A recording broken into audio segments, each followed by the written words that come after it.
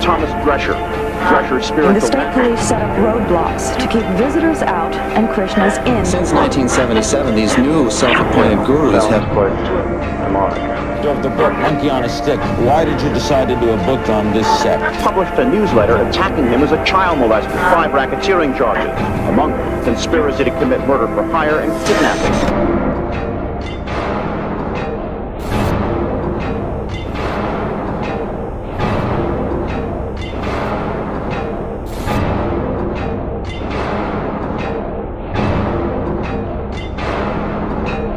Oh, 11 princes who killed their king, who held their meeting the following spring.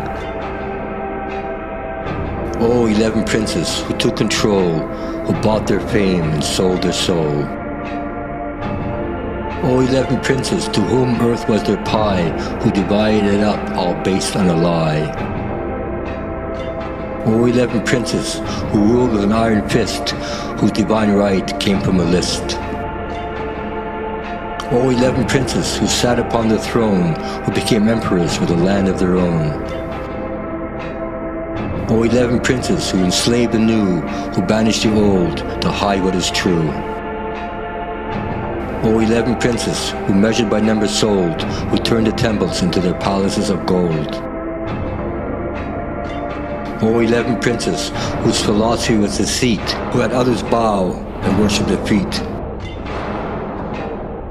Oh, 11 princes who took the lead, who always put first their ambition and greed. Oh, 11 princes who became the only way, who still have followers to this day. Oh, 11 princes who wore their crown, who one by one came tumbling down. Well, basically, all these guys, they just saw an opportunity. They're just like opportunistic criminals, you know. You know, somebody leaves their car running with the keys in it, and the criminal walks by, and he just gets in the car and goes away. So they saw, here's an opportunity where they can have money, they can have sex, they can be in charge of things, and anybody who gets in their way, they can have them beaten up or killed. You know, it was a criminal takeover. And it started with killing the founder with poison. It was a criminal conspiracy. Srila Prabhupada died in 1977. ISKCON was headed by 11 of his disciples. They took over his position and started enjoying the worship, honor, adulation and guru dakshinas that are offered to any acharya. They had lavish thrones, elaborate pada pujas and worship. Their behavior and conduct was allegedly completely different from the standards set up by their founder. They are even alleged to have marginalized those who failed to accept them as gurus. Non-cooperating followers were stripped of their services, humiliated, and some even expelled. New disciples were allegedly inducted, and a good number of the original disciples of Srila Prabhupada left the institution within a few years. Many of these Western gurus were allegedly caught in immoral activities such as illicit sex and drug abuse. A lot has been said about these acharyas for a long time. Here is a look at some of ISKCON gurus who have failed to maintain the spiritual vows. They allegedly indulged in immoral acts such as illicit sex, drugs and child abuse. Harikesha Swami. He was the chairman of the International Governing Body Council, which is the highest governing body of ISKCON. He had over 3,000 disciples in Europe. This sannyasi guru is alleged of having a secret illicit affair with a female massage therapist. He left ISKCON in 1999 and is said to have gotten away with millions of dollars donated by the devotees. Harikesh was very cruel to the Prabhupada devotees. You know, he was kicking people out. And there was an important devotee there named Veda Vyas, and he challenged Harikesh, and he was one of the first people to get really, challenged in public and made a fool of in public. You know, they made an example out of anyone who challenged. You know, anyone who challenged. So Veda Vyas was really, criticized and chastised by the whole GBC, and so they did that on purpose. They would make an example out of anybody who challenged, so that everybody else would be quiet. But Harikesh kicked a lot of people out, a lot of Prabhupada devotees out. And, you know, one of the big problems was they kicked out a lot of Prabhupada devotees just immediately. You know, like literally hundreds of them. Bhagavan kicked out a whole bunch of Prabhupada devotees in Paris, and he just left them stranded at the Paris train station. You know, and then of course they called Harikesh and said, we would like to come here, and Harikesh said no. And so, in other words, they ganged up together on these, you know, the dissenters, and didn't want to allow them anywhere. Bhagavan was, you know, had a problem with dating a disciple. Harikesh was dating his disciple. Jayatirath was dating a disciple. Rameshwar was dating a disciple. Satsvarup was dating a disciple. You know, so they all had these problems, but they didn't all come out at once. Harikesh thing just kind of went on and on and on because he covered it up. I mean, he kept saying, this is my therapist, and me and my therapist need to spend a lot of time in the room alone because she's giving me therapy. You know what I mean? So it was covered up for years and years and years, and you know, everybody suspected something was going on, but we really didn't have proof. And then, I mean, finally it became just too obvious that he was having a problem with this woman. Well, at least $1 million. I think he asked for $2 or $3 million. There were some very tense meetings with him and Hari Sori and some of the other leaders, you know. And basically he blackmailed them. He said, if you don't give me $1 million or $2 million, whatever it is, you know, I'm going to spill the beans on all of you, because I know all the crimes that all of you guys are doing. I mean, he could have maybe gone to the police and really, you know, got some of them in trouble for all kinds of things. So he threatened them. Yeah, so, you know, no one knows the exact amount, but we do know that right after he left, he bought a big villa, you know, on the French Riviera or something like that, you know, very expensive property. So he definitely left with a very substantial amount of money because he was able to buy this very substantial property. He left that place, and I think he's living in Alachua, Florida right now. And I don't know what his living situation is, but, you know, on the other hand, if, you know, a fool and his money are soon parted, he probably just blew all that money. You know, because he really didn't have any other further income. He was given a lump sum payment, and he probably just burned that up and, you know, doesn't have a big income now. But I understand he still gets some money from some Russian disciples. I mean, I was in England. Jayatirath was actually having sex with a disciple, and we all knew that because a girl photographer, she wanted to have a photo of Jayatirath in Samadhi. You know, every morning he was in Samadhi in the bushes behind the manor. So she said, she kept asking the guards, you know, I need to go in there and have a photo of the Guru in Samadhi. So finally one day they let her in, and she comes in, and Jayatirath is having sex with a woman, you know. So she takes a picture of that, and, you know, we all found out about the picture, you know what I mean? So everybody knew that Jayatirath was having sex with this female, you know. But on top of that, he was taking drugs, he was taking LSD, he was offering LSD to his Shalagram deity, and he was screaming and yelling. I mean, he was just like, he would just go completely berserk because he was just stoned on all kinds of drugs. And he would just start yelling and screaming, and he would jump off his Vyasasan into the crowd, you know, like the punk rockers. Yeah, they jump off the stage into the crowd. So he would do exactly that.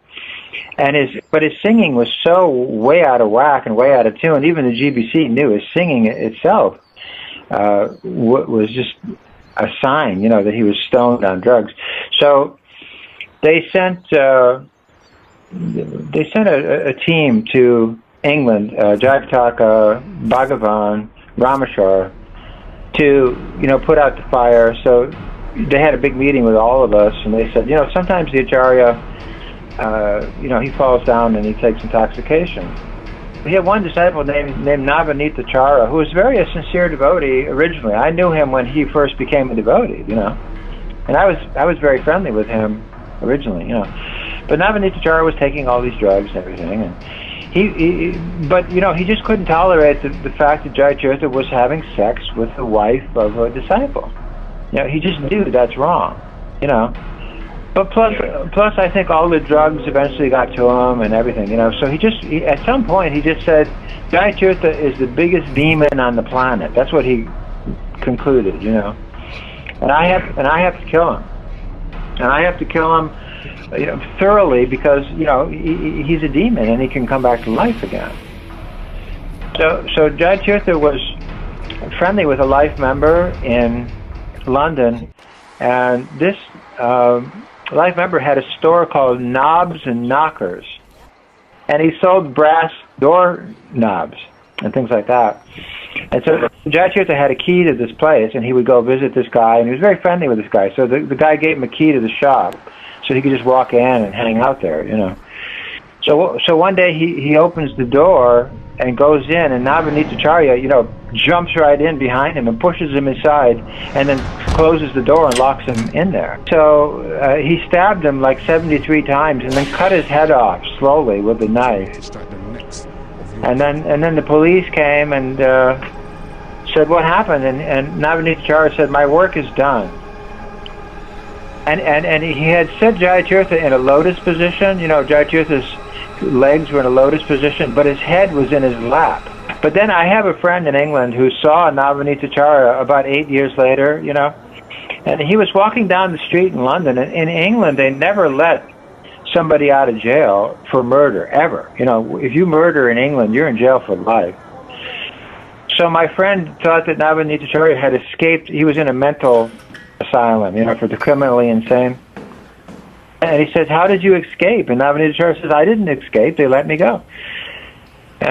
Why did they let you go? Well, because, you know, Jayatirath was the biggest importer of the drug ecstasy into England, and the government didn't know what to do about it, because at the time the drug was legal.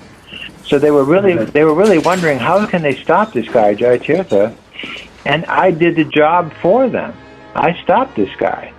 So they let me out for doing service to Her Majesty's government.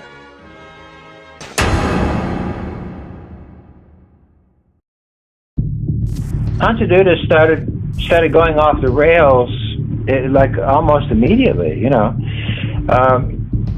But he was having sex with at least a half a dozen women, according to his followers, who told me what was going on, you know.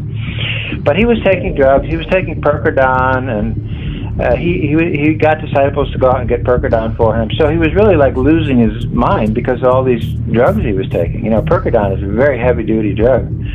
It's like an elephant tranquilizer, you know. It's very powerful. Plus he was drinking, you know, alcohol on top of all that. But, you know, what he really wanted to do was make Berkeley into a criminal organization. He had people buying and selling drugs, you know, buying and selling guns, and he kicked all the Prabhupada devotees out. Just all of them had to go, you know. Kicked all the Prabhupada devotees, and he brought in a bunch of criminals. You know, people would get out of jail and they would go join the Berkeley Temple because they heard, you know, that the criminals were welcome there, and they were. But you know, I heard about all, you know, the crimes that were going on. So I made friends with the police, and so the police were always asking me questions. What about this guy? Do I know that guy? They were investigating a lot of crimes, and the officer on the beat at the Berkeley Temple got an award from the city for making a record number of felony arrests in 1 year, and he said all I had to do was park my car in front of the Berkeley Temple and wait for somebody to walk out and bust them. You know, yeah, so Hansaduta, you know, he had a criminal thing, and that really frightened all the Prabhupada devotees. The Prabhupada devotees didn't come near that place. They didn't visit. They didn't go to the Sunday feast because they were afraid. They were afraid they would get beat up or killed or who knows what. So he really was a gangster, you know. But his farm got raided. The police came and raided the temple, raided the farm and everything, because he was, you know, stealing credit cards. And, you know, so the police came in and they saw somebody wearing a sweater, and they says, oh, this sweater was purchased on this credit card. You know, the temple was full of stuff that was purchased from stolen credit cards. And they went out to the farm, and Hansaduta had guns up there. He had a machine gun in his car, you know. But and that was in all the newspapers all over the United States. You know, Guru, Machine Gun Guru. It was a huge story. So all the GBC knew that Hans Duda was, doing all this criminal stuff. I mean, it was known to the public, even. You know what I mean? Well, Hans Duda lives, north of Berkeley. So Hans Duda, they gave him a little cottage there on that trailer park, and that's where he still lives even today. He has a little place that, there's no toilet in there or anything. He has to use the toilet that the trailer park other, patrons use, and it's just a place where he has a bed in there and he sleeps in there. No, but I mean, he's not related to anything. He just lives totally isolated by himself. I mean, even Lakshmi, the woman, doesn't live with him anymore. They separated a long time ago. He's out of the picture, and plus he's not in good health. I've seen him at the Berkeley Temple a couple times, and he looks pretty out of it. He's got a Tibetan hat on. He's got a Tibetan cane with a bell on it, and he's got a real long beard. He looks really straight, but he has a lot of health problems and things like that. But anyway, yeah, the bottom line is he's no longer really a relevant person. He's fizzling out, Hridayananda Dasa Goswami. He was another sannyasi and also part of the governing body council. He is alleged to have been mingling freely with women. He reportedly resides in Beverly Hills, Los Angeles, and not an ashram. He is alleged to have been leading a life contrary to the principles of sannyasa taught by Srila Prabhupada, and even continues to act as a guru. Hridayananda, yeah, I mean Hridayananda right now, even a lot of the GBC hate this guy because he's really coming out strong for gay marriage, and they don't like it. He's got this website ISKCON.us, and he's advertising all kinds of gay people and gay things on there, and even some of the other leaders just can't stand it. The problem is there's no control anymore in ISKCON. I mean, even if a leader goes off the rails, there's no, who's going to say anything? Who's going to fix that? There's no way to fix it. And he's even using the name ISKCON. His website uses the official legal name ISKCON to advertise gay marriage. Yeah, so, the problem with Hridayananda is he's just very liberal with things, and obviously he didn't really agree with a lot of things Prabhupada said. But for many years he always had a problem of having, young, beautiful women living in his house, and he had a, woman secretary and woman this and woman that, and, he was always being criticized for that the whole time, really. But he's one of the masterminds of a lot of the mischief in ISKCON. I mean, when the GBC all wanted to get rid of Bhavananda, Hridayananda stood up and said, no, we need to keep Bhavananda. Whenever things were going to be corrected in ISKCON, he stood up and said, no, we can't correct this. We have to keep the bad thing going. Well, he's very big in South America. He has a lot of following down there, so... But yeah, he still has disciples, and he still... but the GBC, they suspended him last year, but this year they reinstated him. They wrote a letter saying he's officially back in as an official member of ISKCON. So we're just stuck with this guy. We can't get rid of him. One time, another revelation is one time we were walking in that park, Rancho Park, and Giriraj's mother came. Giriraj was with us, and he was Brahmachari, of course, at that time. And we were walking, and someone said, Giriraj's mother is here. And so I still remember, I know exactly where it was in the park. And so Prabhupada turned, and of course everyone stopped. And she was about maybe 50 yards away. So Prabhupada's a gentleman, he just waited, and then she came. And then Prabhupada did something which amazed and astonished me, and sort of opened up new dimensions of spiritual life. It sort of opened up new dimensions of spiritual life. And that is, even as a sannyasi, he shook hands with her. Because we had to say we had an immature understanding would be perhaps too generous. But Prabhupada was a perfect gentleman. He shook hands with Giriraj's mother, and we continued walking. So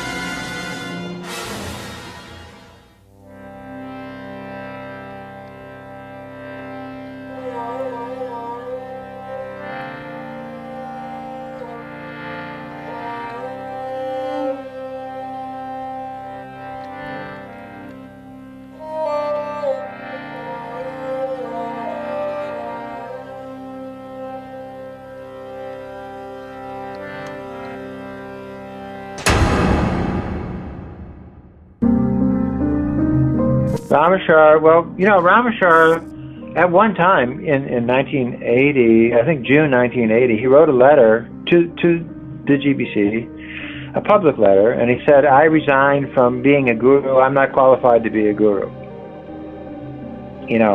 None of us are qualified. We shouldn't be accepting all this worship. And it was a very nice letter. And right away, Sridhar Maharaj and Bhagavan and all these people, they said, oh, we can't have this, So they convinced Ramachar to go back to being a guru, But then shortly after that, there was, a problem where he was dating a disciple, and he was just like out of it more and more.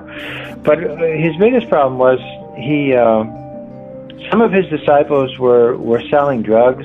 They had this thing called the PDI, the Prasadam Distribution International Business, which was his people. I don't know if they were directly his disciples or they were Prabhupada disciples, but anyway, there was a criminal enterprise going on, which he was part of.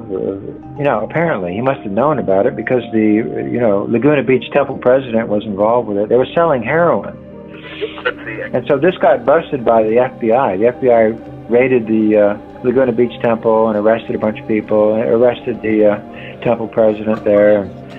And so, Ramachar just barely scraped through that because, the big question was, did Ramachar know that this business was going on in his own zone, in his own temple? And this was in all the newspapers. This story was in all the newspapers. Well, what happened after Sulochan was murdered, I think he was worried that he could have been implicated in the murder, because his people were part of the group that went after Sulochan. There was 4 guys. 2 of them were Ramachar's disciples, and 2 of them were Kirtananda disciples. And this all went to court.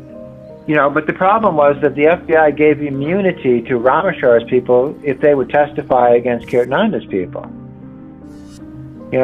So that was a big mistake, because what happened in the court, the judge said, were you one of the shooters? They asked Ramachar's people, were you one of the shooters who shot Sulochan? And the answer they gave was, hey, you'll never know because you gave us immunity already. So that was a mistake.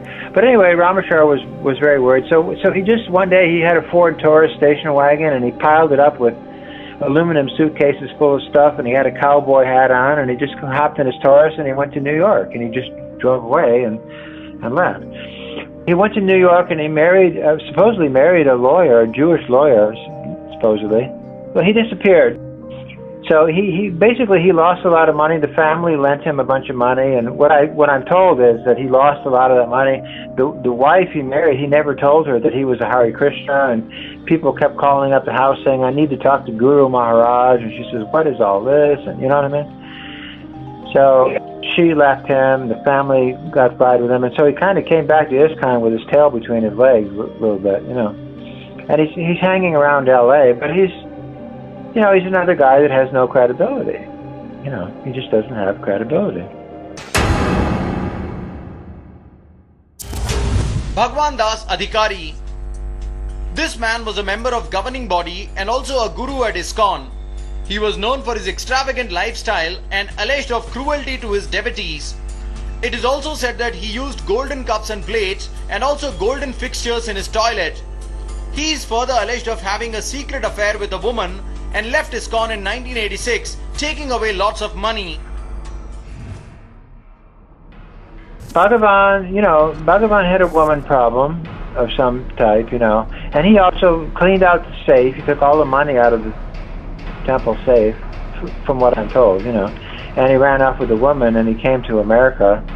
But again, he just blew through that money pretty quickly. So he lives around the Bay Area somewhere, but he later on he became a follower of Narayan Maharaj. He became a big supporter of Narayan Maharaj, and he still is. He still says Narayan Maharaj is the way to go, and this and that. He's never really come clean with all the issues. Yeah, he lived very opulently in France, and for a while he was staying at very expensive hotels. I mean, I went to Paris one time, when he was the guru there, because I was doing some business in England, but I was getting some of my supplies from Paris, so I would go to the temple when I went there. So I went to the temple one day, and I noticed the shower was full of 2 feet of dirty, horrible-smelling water, you know. And the shower was one of those sunken showers where, you know. But anyway, I said, how does Bhagavan tolerate this? How does he take a shower here? And they said, oh, Bhagavan never stays here. He stays at the 4-star hotel down the road. And then he showed up, and he showed up in a big BMW luxury car with a chauffeur, you know. So these guys just became very removed from, what was going on in ISKCON. They just had their own private houses, private lives, private hotels. Satsvarup moved into the Howard Johnson Hotel. He never went to the temple. He just stayed in the hotel all the time. Well, he's not officially part of...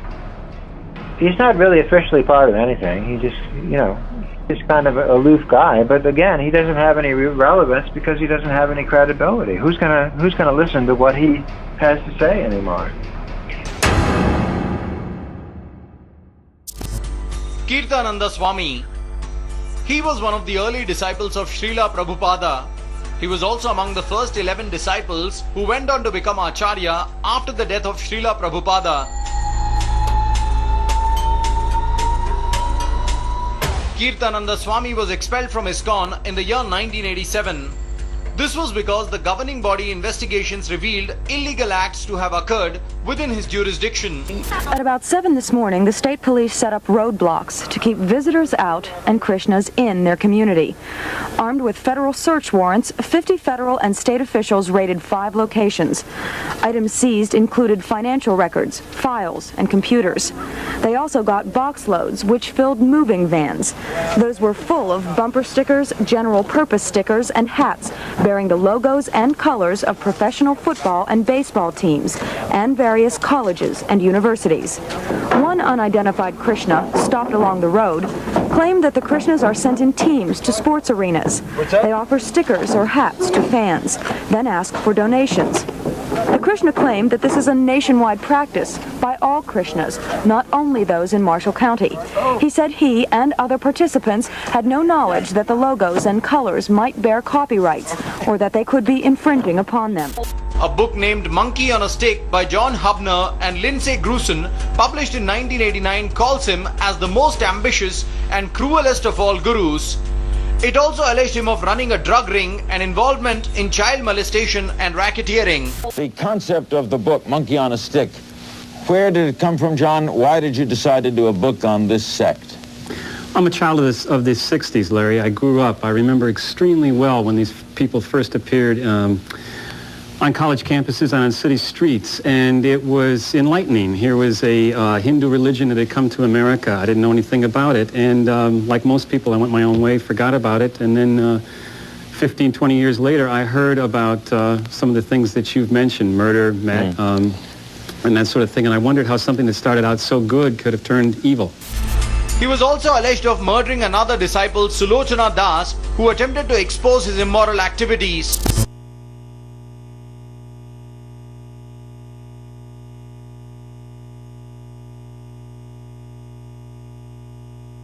Since 1977, these new self-appointed gurus have made 300, 400, 500 disciples each. So right now they hold the power of the movement in their hands. They hold the money, they hold the properties, but they don't hold the morality.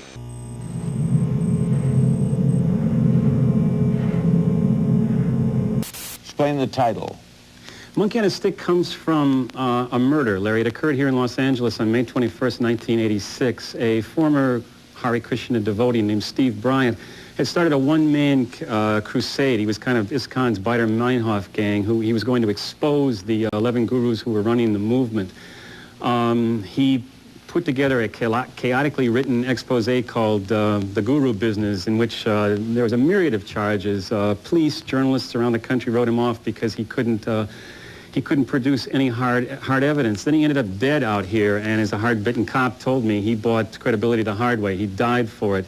He became the monkey on the stick for the movement because that's a Hindu proverb that the founder brought to this country when he brought the religion. In India, when a monkey breaks into a banana plantation, they impale him on a stick, put him outside for the other monkeys to see, and the other monkeys know to stay out of the bananas. Steve Bryant became the human monkey on the stick. In 1990, the US federal government indicted Kirtananda on 5 counts of racketeering, 6 counts of mail fraud and conspiracy to murder 2 of his opponents in the Hare Krishna movement. It also charged that he ordered the killings because the victims had threatened to reveal his sexual abuse of minors. Once known as Keith Ham, Kirtananda Swami Bhaktipad normally attends 3 prayer services a day at his new Vrindavan community. But this Baptist minister's son has spent much of the past 2 weeks in federal court. Why? 5 racketeering charges, among them conspiracy to commit murder for hire and kidnapping. Helga Bryant testified for the prosecution. Her son Stephen, once a follower of the Swami in the mid-'80s, published a newsletter attacking him as a child molester. Commune fundraising techniques, he said, included illegal drug sales and prostitution. He said he wanted to destroy them. He wanted to bring down the guru because he was just so corrupt and things had gotten so out of hand. In May 1986, Stephen Bryant was shot dead in Los Angeles. The alleged triggerman, a former New Vrindavan resident, Thomas Drescher. Drescher's spiritual master, the Swami. The prosecution charges Bhaktipad and co-defendant Terry Sheldon, Krishna named Tapapunj, conspired to have Bryant murdered for $8,000 in cash. After his imprisonment, Kirtananda Swami returned to India in 2008 and later died in 2011 due to kidney failure. Kirtananda was really probably the worst in terms of criminal enterprises because he had people buying and selling drugs.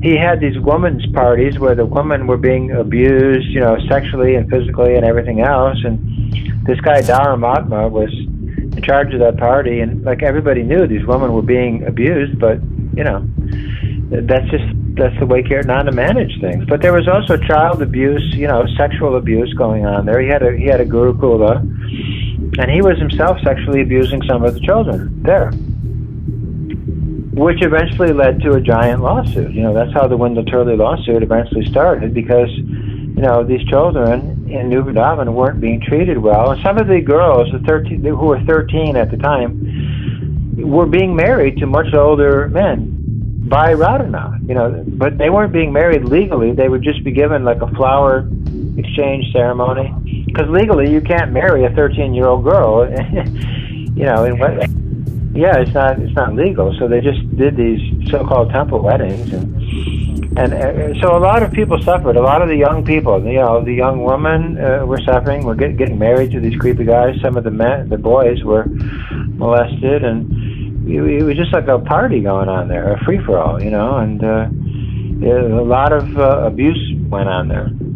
So Kirtananda had criminal things going on, abuse things going on, just every kind of bogus, horrible thing you can think about was going on there. Well, after Salochan was killed, the FBI raided his place, yeah, and you know, yeah, he went to prison for a while, yeah. But no one ever really got charged, you know, the way they should have been. I mean, Tirtha just said he was operating independently. He covered up for the rest of the guys, you know. So they got away with it. So you know, Radhanath got off the hook, really, you know, because he was part of that whole thing.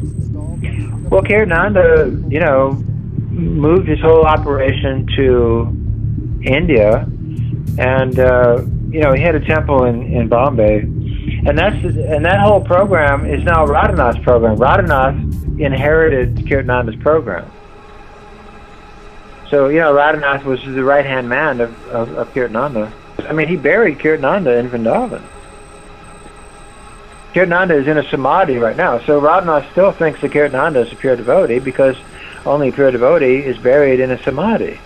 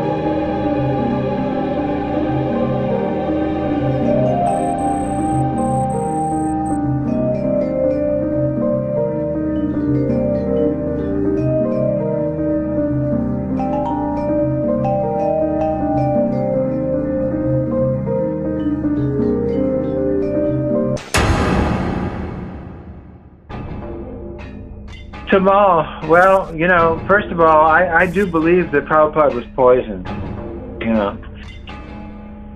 And I believe the main culprit in that is Tamal. I believe that Tamal was very envious of Prabhupada, you know.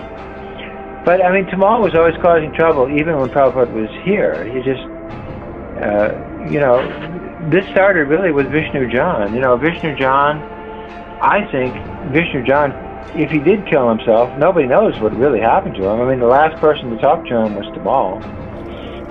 But, you know, Tamal just hated Vishnu John and was always giving Vishnu John a hard time. And he was trying to take over his...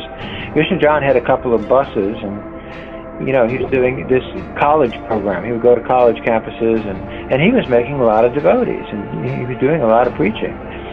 But Tamal wanted his buses. For his... He had this Radha Damodar program, and he was trying to steal Vishnu John's buses all the time. But I had a very strange experience with Tamal. I was in L.A. chanting in front of Prabhupada's deity, and I just felt that someone was staring at the back of my head. This was in like 1976. And I turned around, and Tamal was literally about 6 inches away from me. I mean, he was right in back of me. And he said, "I know you, Ranjan, you're waiting for Prabhupada to die so you can sit in his seat." So he was thinking, who is going to be sitting in the seat? So this was in 1976, you know.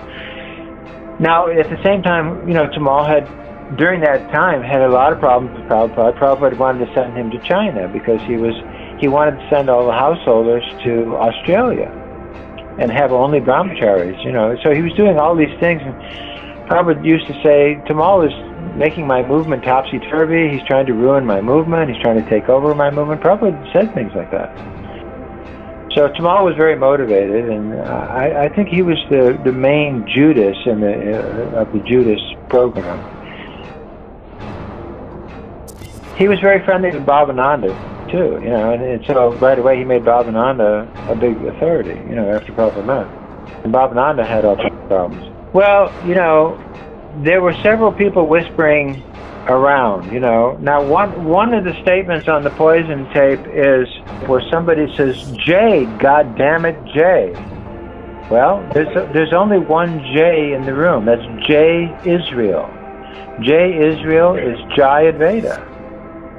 And then right after they say that, they say, "You'll get your 10%. So, you know, but who is there any other Jay in the room? There's only one Jay Advaita. There's only one Jay Israel. So I think Jay Israel, you know, I don't know. I mean, I don't think there's a better explanation. That's my point. If there's a better explanation, I haven't heard it. Who's directly involved? I think Bhavananda was involved because he was like laughing, you know, in the background. Tamal, Jai Pataka, Jai Advaita.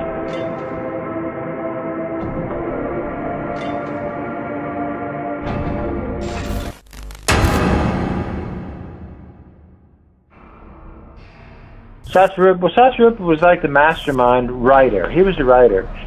They needed a writer to write all their papers.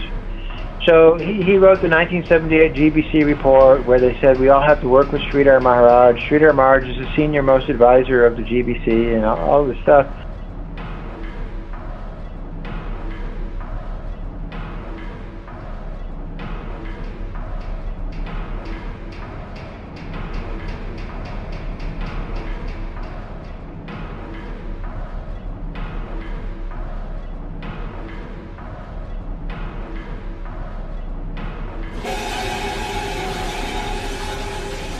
Hansaduta told me a story where they were all in a room and they were all discussing this whole thing.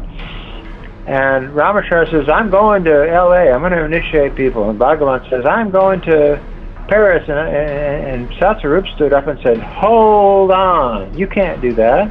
We got to all have the same answer to the same questions. We got to have this together.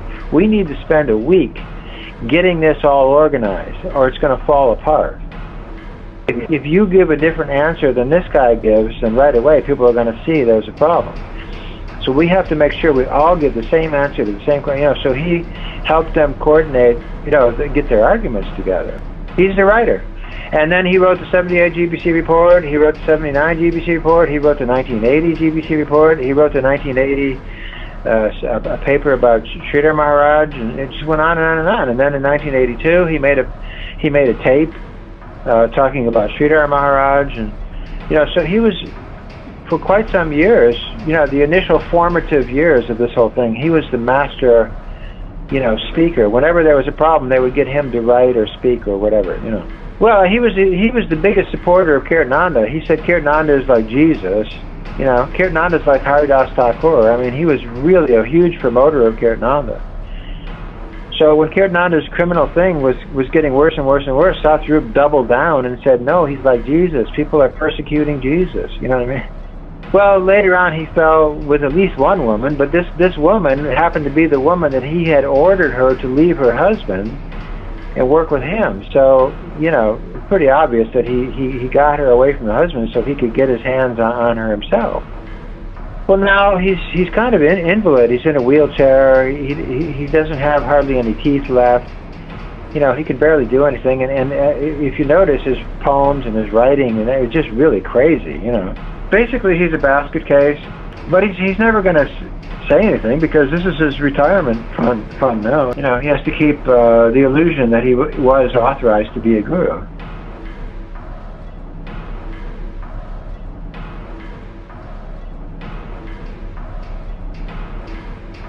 Bold as she was, she placed his hands on her breast. She then kissed him, and placed her tongue in his mouth. His tongue also entered hers. She embraced him and, by now, he had a half erection. Raja Das sat down and combed his genitals. He didn't want to stick his genital into some well-formed beauty star. He wanted Sandy, and he had heard from a godbrother who worked as a physical therapist that a man could even have sexual intercourse with a paraplegic. It's not just a sticking in of a penis into a vagina, it's the being together in the touching and the embracing that lead up to the mechanics and the orgasm.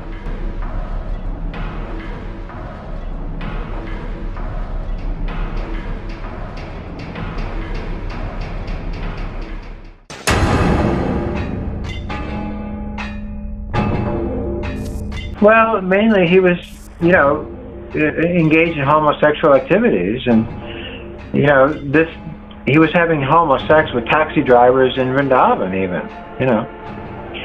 So, and this was known to the GBC. Plus, he was bringing a lot of homosexuals into ISKCON. And this is one of the reasons we had a lot of child molesting, because he was bringing his homosexual friends in and making them administrators in the schools. You know, and so then they were molesting children. And I'm pretty sure that Jayapataka and others knew that this was going on, you know. Well, yeah, they had piles of reports about his sexual activities, and this came up in 1986, and so the GBC had an emergency meeting, you know, in Mayapur. They suspended him in 1985. They gave him a suspension. You're suspended because of all these reports. But in 1986, they reinstated him. So they knew, but, you know, like I said, Hridayananda, Jayapataka, and others all stood up and said, we need to keep Bhavananda in the Vishnupad Acharya position, so they did that in 1986. And then, you know, simultaneously in 86, they voted in Rabindra Swarup and Prithu and, you know, all these other new guys, you know what I mean? So they reinstated Bhavananda and voted in Rabindra Swarup and people like that. Well, no, because none of this was ever taken to court. I mean, it was all internal. The GBC had all these reports, but they never took it to the police. Well, Bhavananda's in Mayapur now, and he's working very closely with Jayapataka and Hari Sori and, you know, all these guys, and, you know, building the Mayapur temple building. Why are the very same persons who raped and tortured me and others as children given charge of building this temple? What is the agenda, and how has this been allowed to go on? Oh yeah, Alfred Ford, yeah. Ambarish. But I do know that Ambarish does know about a lot of the problems going on, and he doesn't seem to, say or do much about it, But he does go to Mayapur, and he does hang out with all those guys all the time. So it is strange, How could he be so friendly with all these guys, knowing about all the, the problems that these guys have caused,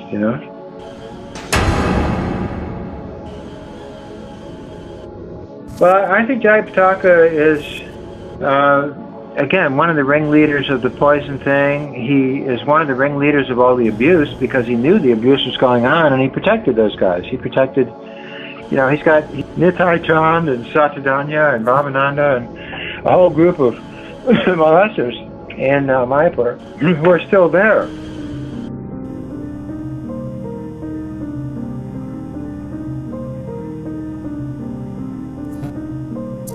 He never really made an effort to get rid of this program, and rectify this program. I think he's covered up for this. He's just a big criminal himself, but he used to eat so much. I mean, he weighed way over 300 pounds, maybe 400 pounds. The children in Mayapur were not getting enough food. They were getting rotten oatmeal to eat, and he was eating like a king. So I think he was just, stealing all the money that was meant for the devotees and meant for the children and using it for himself. Over 6,000 children under the age of 6 die in our country every day. The reason, hunger and malnutrition.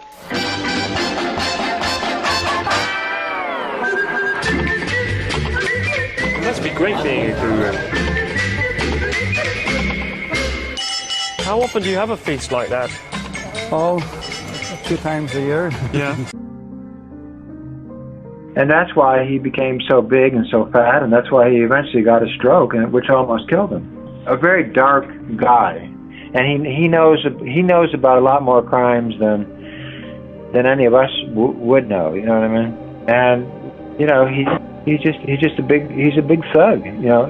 But at the same time, Krishna's put him in a really difficult situation now. He had a stroke, and he's having a lot of major health problems, and he's younger than me. He's younger than me, and he's like 900 years old. I mean, he caused a lot of trouble for the devotees who were in the Calcutta temple. One of the devotees was put in jail over a false rape claim, and he killed himself in the prison. And then the lady who made the claim said that Jai Pataka had put her up to it and all that stuff. So. But again, India it's a tough place to get justice over there. Yeah. So they have money, and they basically buy their justice over there.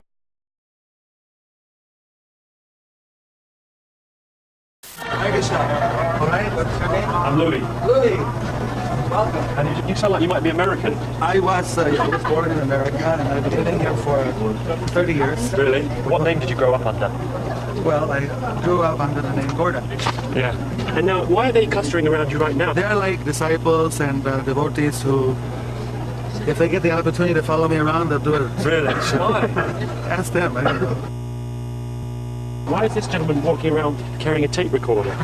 Because the spiritual master sound vibration is transcendental. So the sound vibration of the spiritual master is very important for devotees. How about that? Excellent. Let's go. I'd like to show you the campus over here. Hare Krishna, Hare Krishna. Hare Krishna, Hare Krishna. Now what happened then? You see, he wanted to touch my feet, but actually when people touch your feet, they're touching because they want to get like a blessing. Yeah. But then it also puts their vibrations on the person. So generally it's not recommended we let people touch our feet. Really? What, it puts their vibration on you? Is that bad? Well, we get overloaded at a certain point. Really? How many vibrations can you take? Also, it's quite embarrassing, people touching your feet. Yeah. I could get used to it. There was a plane that crashed in New York, and it split open, and 8 people were thrown out, and they just landed on their feet and walked off unharmed. Everyone else was killed. But the moral of that story is? Those 8 people had karma that wasn't their time to go.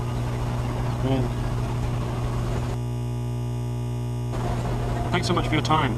And maybe I'll see you sometime when I stop in London. Please do. I'd love to see you. And please come back here and visit us again. I will. With a little more time. Yeah, with more time. Thanks. I was beginning to wonder whether treating someone as a living God and hanging on their every word might not serve the teacher better than the disciple. How did these Westerners become gurus? Well, here is another interesting twist in the tale. We had earlier told you that Srila Prabhupada had chosen 11 of his disciples to take over ISKCON after his death, but Bengaluru ISKCON claims to have found a letter which acts as a clinching evidence to prove that the 11 disciples could not become gurus.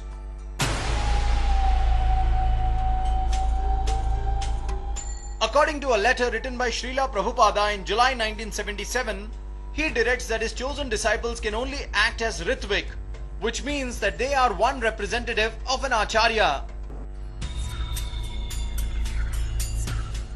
But according to ISKCON Bengaluru, the 11 disciples he suggested turned out to become Acharyas and Gurus, and a good number of them even fell from grace.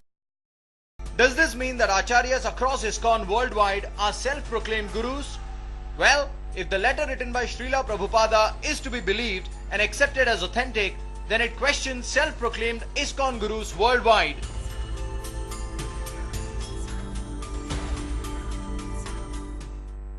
Why did Prabhupada mention in his letter that he would be the only Acharya or Diksha Guru of ISKCON? Did his decision lead to his probable murder? Why is Bengaluru ISKCON at loggerheads with ISKCON centers worldwide? Well, wait and watch on the other side of the story to know more. Here is something more interesting. 21 years after the death of Srila Prabhupada, Bengaluru ISKCON devotees claim to have come across a treachery in 1998. It was a letter that changed the dynamics at Bengaluru ISKCON, and they had begun to question almost every other guru at ISKCON worldwide. Our president had gone to Delhi to know about the inauguration of the temple there in Delhi, because all these temples were offered to Prabhupada's birth centennial. At that time, somebody slipped this letter to his hotel room. That's how he got to know about this letter. And then he read this final order, which was in the, seeing this letter, when he discussed about this letter to some of his colleagues, they said, oh, this is, don't discuss about this letter, it is banned. As per the claims, this was a letter written by Srila Prabhupada himself months before he had died. A letter in which Srila Prabhupada had clearly mentioned that his 11 disciples could only be Ritviks, which means representatives of an Acharya and not Acharya themselves. But why did Srila Prabhupada write such a letter? Was he aware that no one could replace him, or was it something else?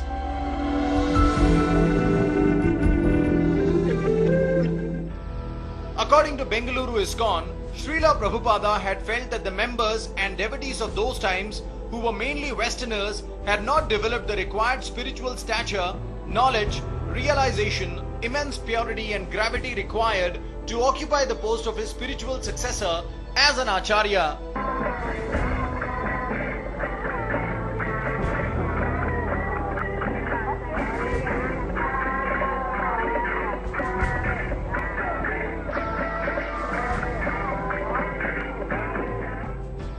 Bengaluru ISKCON further alleges that the 11 appointees did not heed to the instructions of Srila Prabhupada and usurped to his position.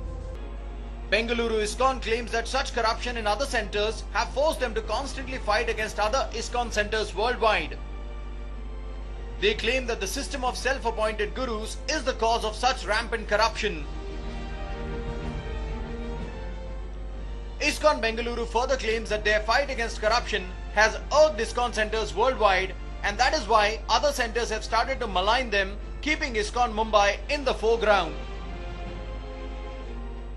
We stood up and said, you cannot be gurus. The situation now is that we are pointing fingers at them based on Prabhupada's instructions, based on his letters, based on his teachings, that on one level they were not authorized by they have no authorization by Prabhupada. On another level, their actions also have shown that they are not qualified enough to sit on that seat. So we pointed this. So what has happened is, they are the accused, they are the prosecutors, and they are even the judges. So in this situation, we are in a situation where we are caught up in a situation where we are fighting the whole system.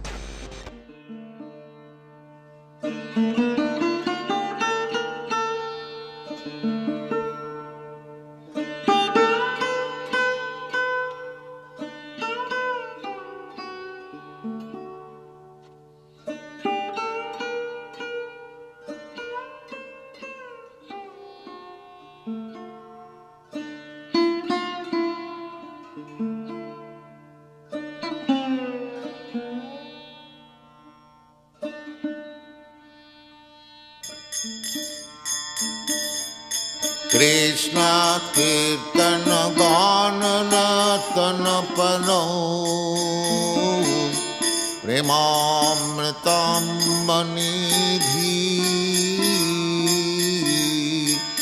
Dhira Dhira Jana Priyau Priyakarau